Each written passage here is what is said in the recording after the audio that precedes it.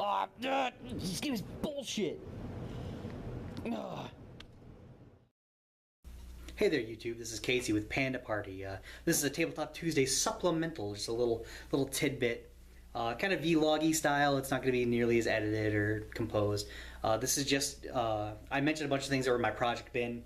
I showed you my my monolith, which is not nearly done. I mean, it's barely primed.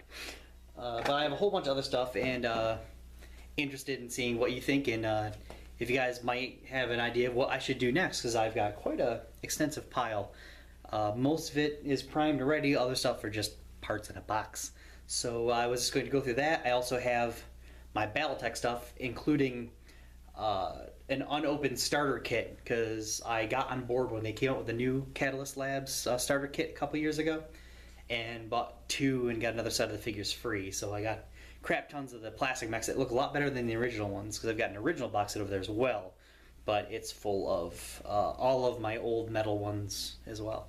So we'll be going through that as well, because otherwise if it was just Metal Warhammer stuff, it'd be very short. So we're going to get right to that as well.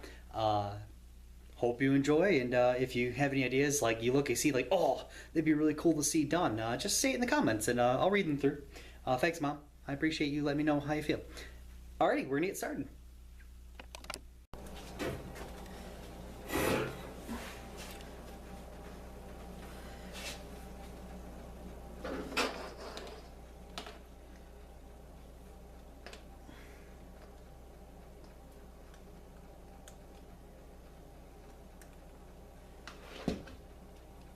Alright, I know you can't see me because the camera's panned down too far, so you can see more of the table, but that probably enhances the video because you don't want to be looking at me the whole time.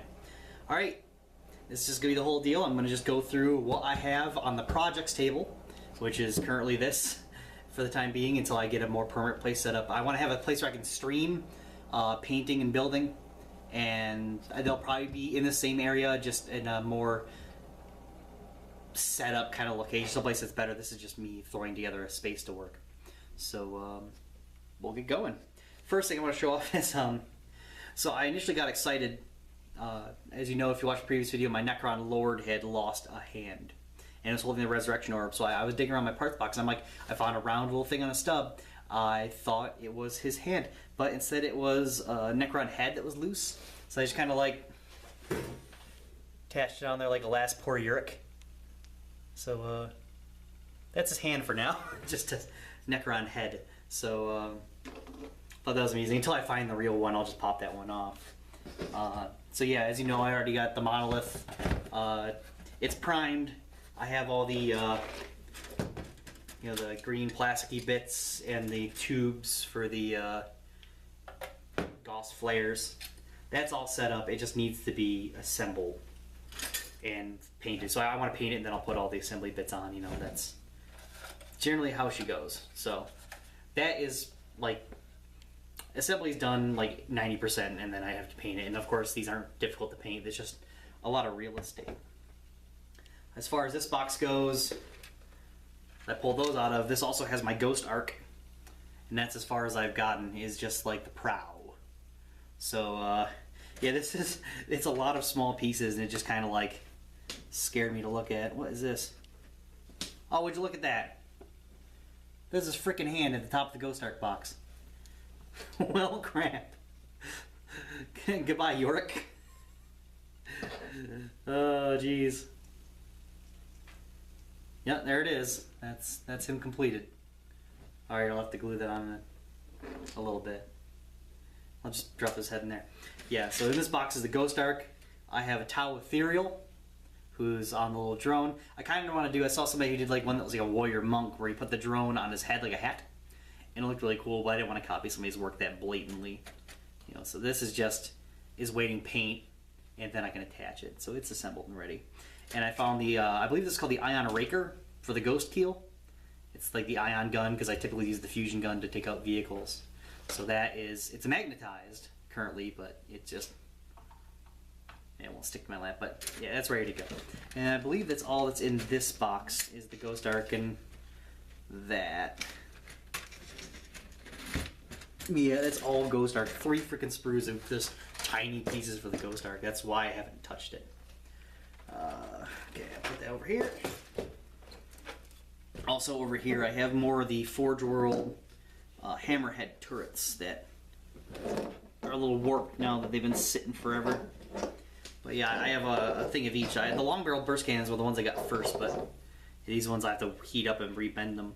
So you got the fusion, the plasma, and the missiles. I have used the missiles in the game. They were okay. It's got a velocity tracker taking on flyers, but they're still not super strong missiles.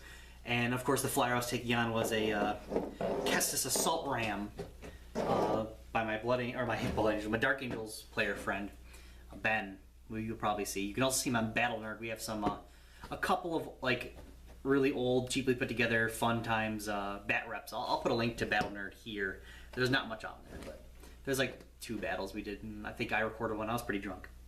But anyway, I have my Marine project box here, and you know, got some captains. I've always wanted to do. I've got Tycho, who you might not show up with this light, but I've got Captain Tycho, and I've always looked at him, and he's very shiny for a pewter figurine, and I was trying to figure out a way if I could like buff up the metal, like on the lows, and then just highlight over it, and then he'll have like shining armor, you know. And, like his mask and like the insides of the pauldrons and you know, his boots lowers, except for like the little part of the middle.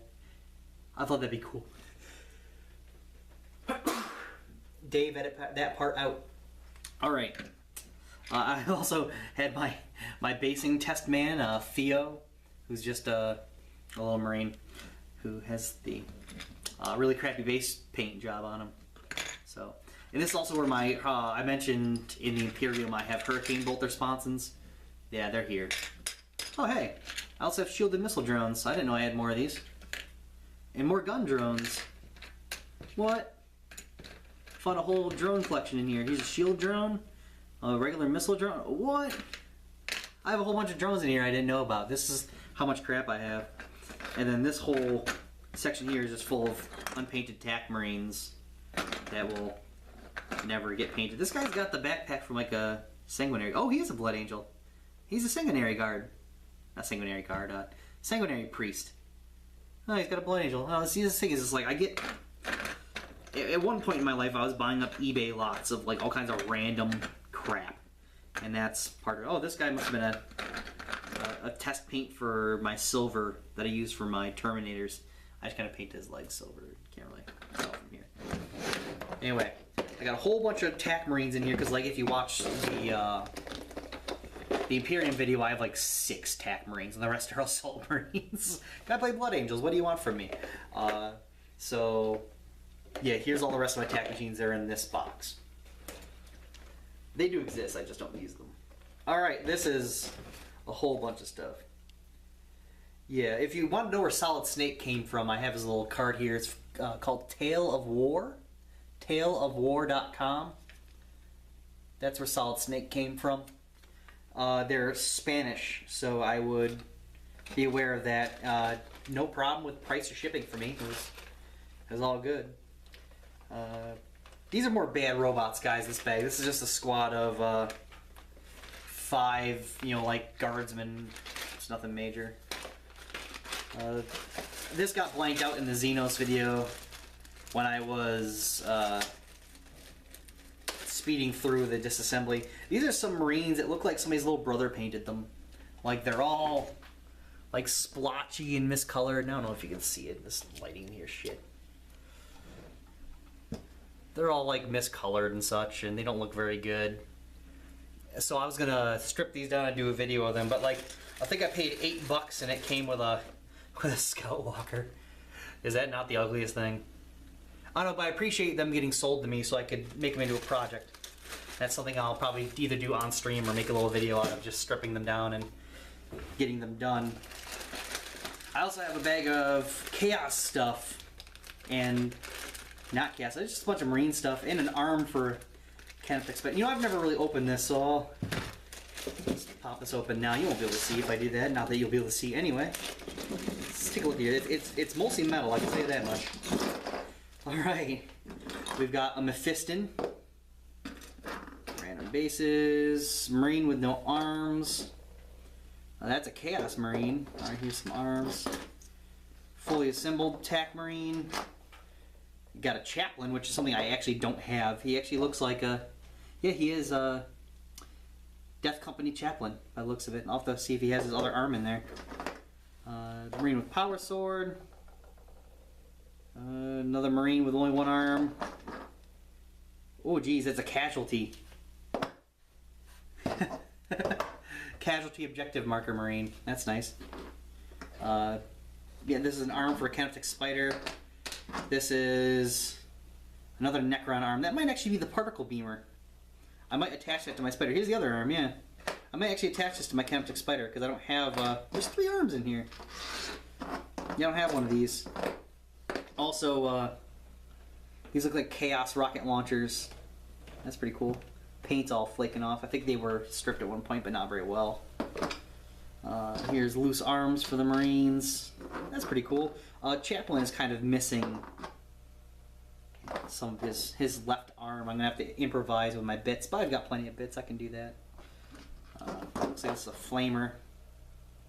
Yeah, Flamer goes right well with that guy. But that's cool. I wonder if that's what this guy is as well. Yeah, he shaved at the back, so it looks like he just lays down. That's cool. Thanks, Joe. Mexai, I'll give you a shout out in the description. That's cool. I think he did mention that there's like casualties in here, but yeah, I don't read too good. I was just like, 40k stuff, yeah, send it my way. But that is also really cool. These rocket launchers are like one-armed.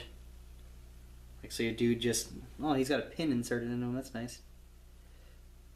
So your guy's just like, I have one arm, and I shoot the thing. Old Chaos Marines. That's really cool. But this Camtech Spider arm is going right onto my spider. Like, I'm leaving that out. That's going right on. So this is another little project bag. I'll sort these guys in with my other Marine projects. It's sad Mephiston is actually missing a sword. But I could probably figure something out for that as well. I've got tons of Marine bits. So that's cool. I appreciate that, Joe. Sure, you also like to see that they're actually getting put to use. I mean, Joseph is also the guy who gave me my first... I believe he gave me my first TAC Marines. And also my Terminators, like my non-assault Terminators. Those are all the ones that Joseph had given me. They were originally Blood Angels, but I stripped them and painted them silver. I wish I could remember what website these came from. I'll have to look it up and try to link it in the description, but I've got a custom Shadow Sun and Dark Strider from this website, which I can't remember the name of.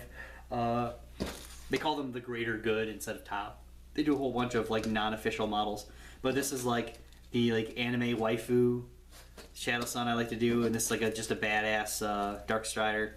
So I don't have to just try to mark one of my Pathfinders and tell them, say that that's him. He doesn't have a marker light or a pulse rifle. He's got like a little pistol, but that's alright. It doesn't have to be WYSIWYG to be awesome.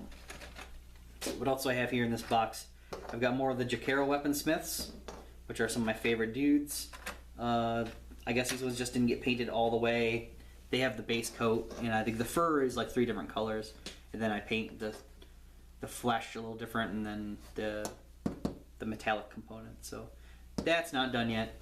These two guys, I mean, I don't know if I need all those. When it comes to your Inquisitional Warband, you're allowed to take like a whole shit ton of henchmen. So, you know, but only, like, the way I like to play them is I like to do the shooting out of the top of the Chimera. Because you can shoot like, I think 6 people out of the top of their Chimeras. And in that case, I like to have a whole bunch of las cannons shooting out. Or multi-meltas, depending on if they get close enough. I've got 3 metal Ogrins, which are marked who they are. Big brute guys. I've never gotten to use these guys, obviously. They're primed and ready to paint, but I haven't had a chance to use them yet. I have their guns as well in here. They're just mixed up. So that's on the list somewhere. There are 3 Ogrins. I have a Torox. It's all primed and ready to paint with all the accoutrement, you know, on there. And got the missiles. This goes off this roof. All ready to paint. It just hasn't gotten there yet. And with that, I have a whole squad of Tempestus Scions. they're all in here. And they're primed and just need to be painted. That's all there is to it. Like most of my stuff, I've gone like halfway and just never completed it. But I'm hoping this will be my opportunity. The interest that I've generated within myself for coming here and getting this channel running will hopefully be the inspiration I need to actually get these guys completed. So also, part of that, I just mentioned Mexai, part of that original group of Blood Angels Terminators they gave me, this guy with a heavy flamer, I just never painted him, I don't know why. So I gotta paint him up, you know, just put the silver on him. They're pretty easy to paint, the Terminators. Mine aren't red, they're silver, so they stand out easier. One more thing in here. If I could find the rest of it. Well, here's something cool. I have my tank commissar is a Death Corps of Krieg guy. I don't know how well you can see. He's black. Even if I brought him to the camera, it's still probably too dark. And then he came with a heavy stubber. So it's just like a kind of miniature Browning M2 machine gun. So he's going to go on top of a tank. I have a tank for him. It's painted like a tiger. You probably saw it in the previous video. I'm missing one piece to make this last little reveal. I'm going to have to time-lapse this so we don't have to watch me sift through this box of bits all day. Better not have lost it. That was expensive. There it is. Alright. So, as you know, I have a strong love for non-standard miniatures because when it comes to guardsmen, they all look the damn same. So when it came to like characters, you have a little bit more freedom because the Imperium of Man is encompassing all of mankind. So it wouldn't make sense that all these kind of people look the same.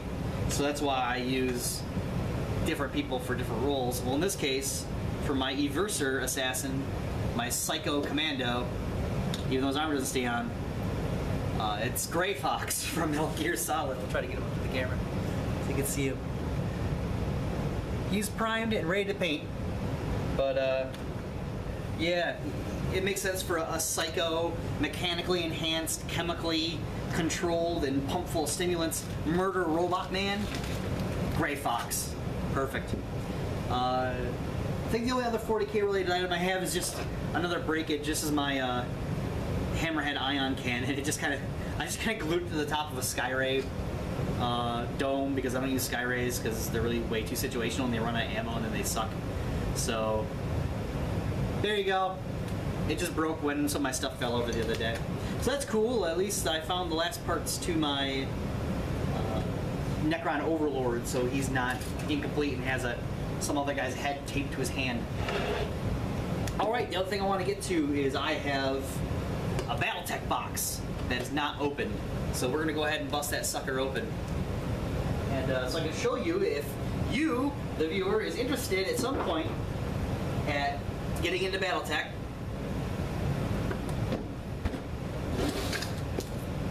This is what you get. This has got everything you need to play. And this one is still sealed. I bought it 2 or 3 years ago, something like that, and it has not been opened yet. So really, this wasn't an unboxing video, but it's becoming one now. Because why not?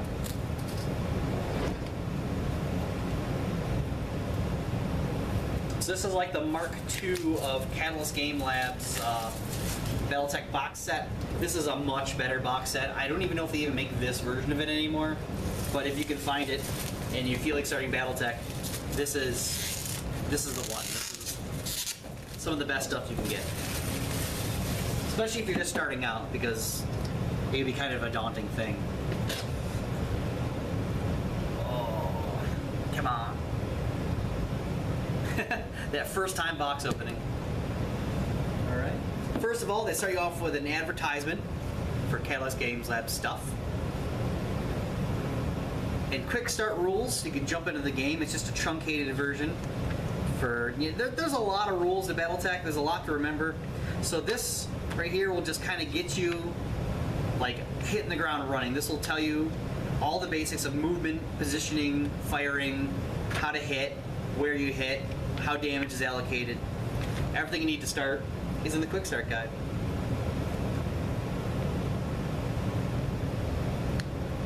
Okay, this is just, there's a whole bunch of supplementary rulebooks on like D&D, and this one tells you, because like there's other styles like advanced rules, total warfare, there's tac ops, strat ops, and they're all different styles of rules. Some are more in depth than others, and that's what this is just telling you. It's just how the rulebooks work. Alright, this is a painting and tactics guide. If you want to actually see how they paint it, and like they actually walk you through like how to paint and build up the paint to make the max how they do it. But then they move into tactics. They tell you about heat buildup, movement modifiers, all that good stuff. So a whole lot's in here, and it also tells you about the mechs that come with the kit. You can read through here and get readouts and a little bit of, it's mostly fluff, but this is all fluff for you fluff people. I have, how far does this go? Oh, this goes all the way to frickin' Dark Age, doesn't it? Yep. And yeah, this is after Classic Battletech kind of ends when WizKids buys it, and then they worry about Mech Warrior. Mech Warrior worries more about the kind of like the marketable names like Merrick and House Liao and shit. But Classic Battletech people are like, that's Scapillions, that's the FWL, Free Worlds League, and like stuff like that. It's like, they're not House Steiner. House Steiner is just a prominent family. They're the Lyran Alliance or Lion Commonwealth, depending on the era. It all changes with the era. There's a lot of history in Battletech, but there's a lot to Battletech. It's a very old game. It's from the 80s, you know. It's the introductory rulebook if you've played the Quick Start Guide, and this is where the meat of the game is. I've actually loaned a copy of this to one of my friends nearby, hoping he'll learn. This has everything you need to know. It says introductory because it has everything but like special tac ops, strat ops rules. It's got everything in here. That's enough of a rule book for any game, but it's all in here. So if you ever want to know how to play, you're done.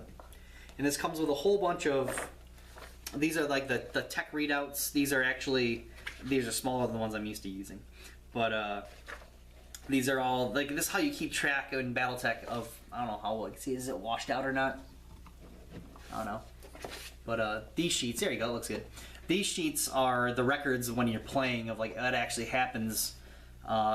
These bubbles in here on the sides, that's actually your armor. And there's a smaller one which isn't on these ones, isn't it? Huh, these ones are kind of truncated. They're supposed to have another smaller version for your inner workings. Oh, it's because this is quick start bullcrap. That's why. This is just for babies, I guess.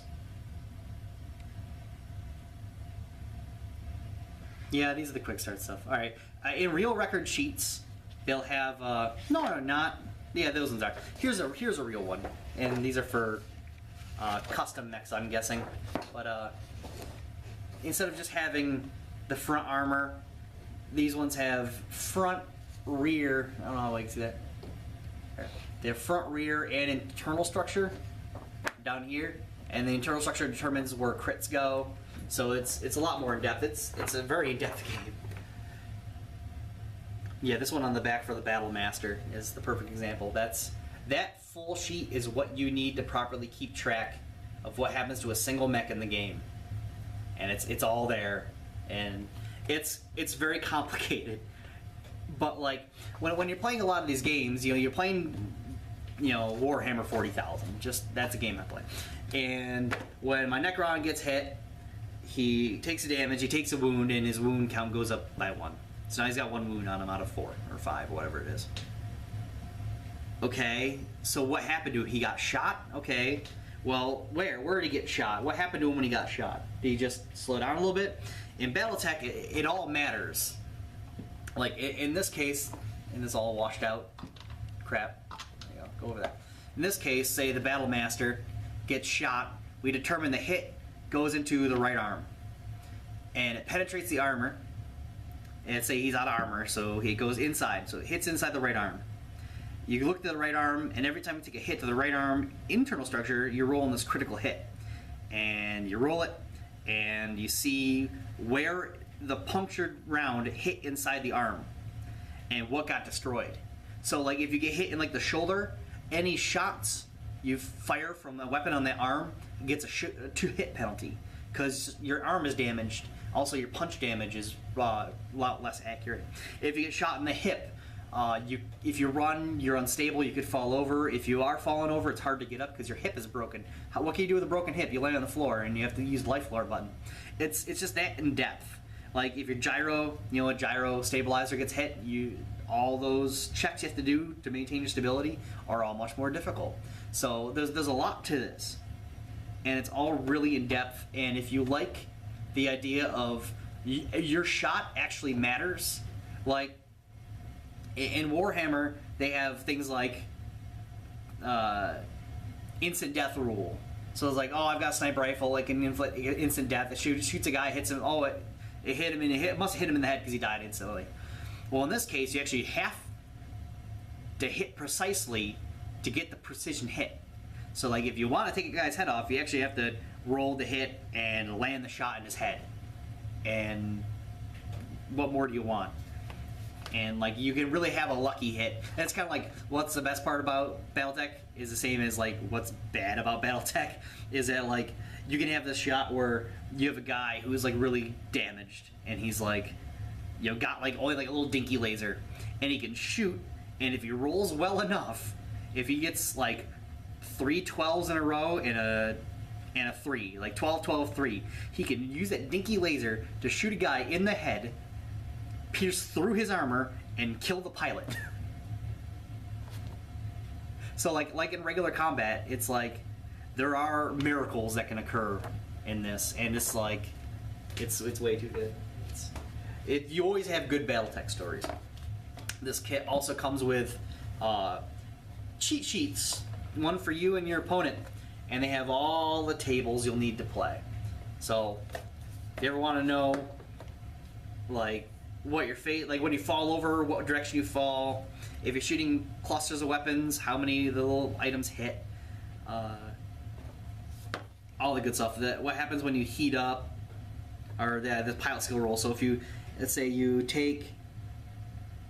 enter 1 depth of water hex, you take a PSR -1, so you roll against your pilot skill roll.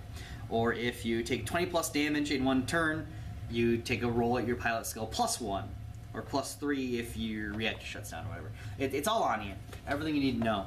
So really, between a solid understanding of the quick start rules and these sheets, you could play a full game, no problem. It wouldn't be hard. This comes with a giant map of the inner sphere, which is we're getting into the fluff. Like, Earth is the center of the inner sphere. So these are all the planets that are directly around Earth.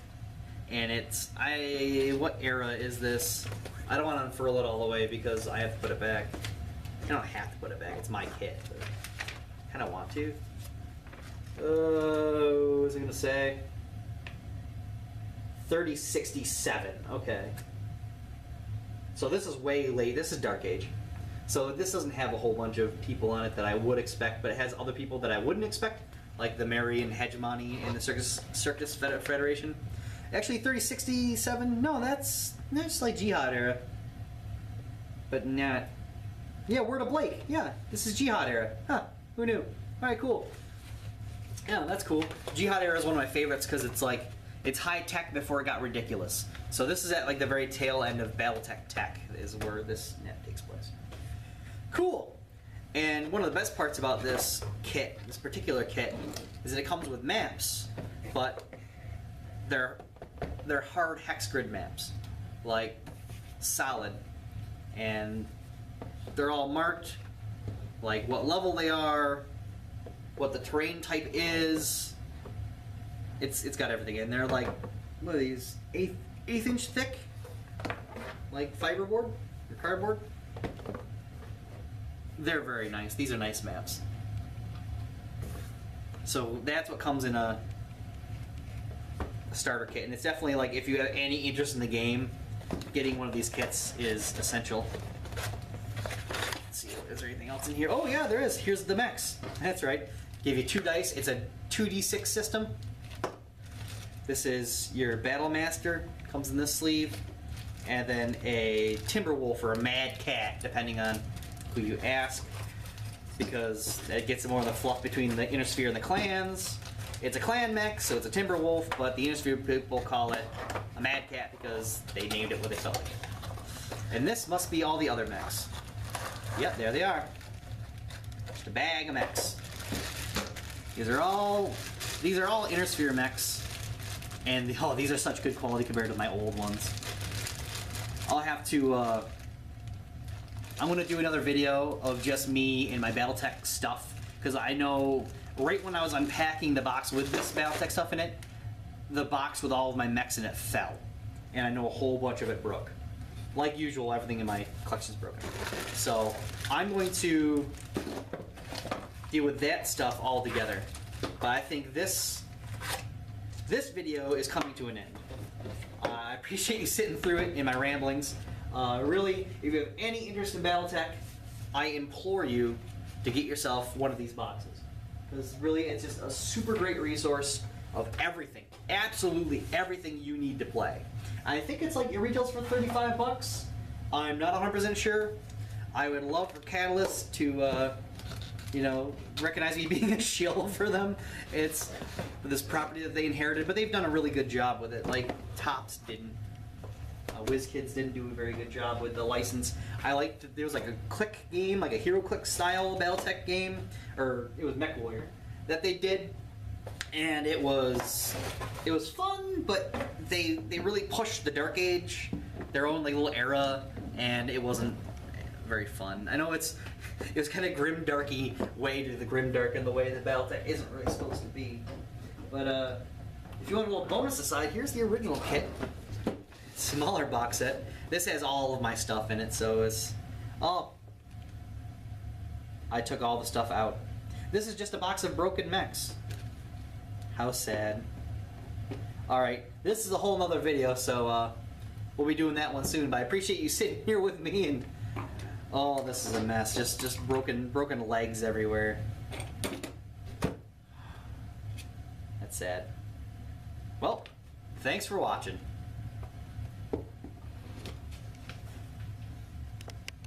4, 3, 2, 1.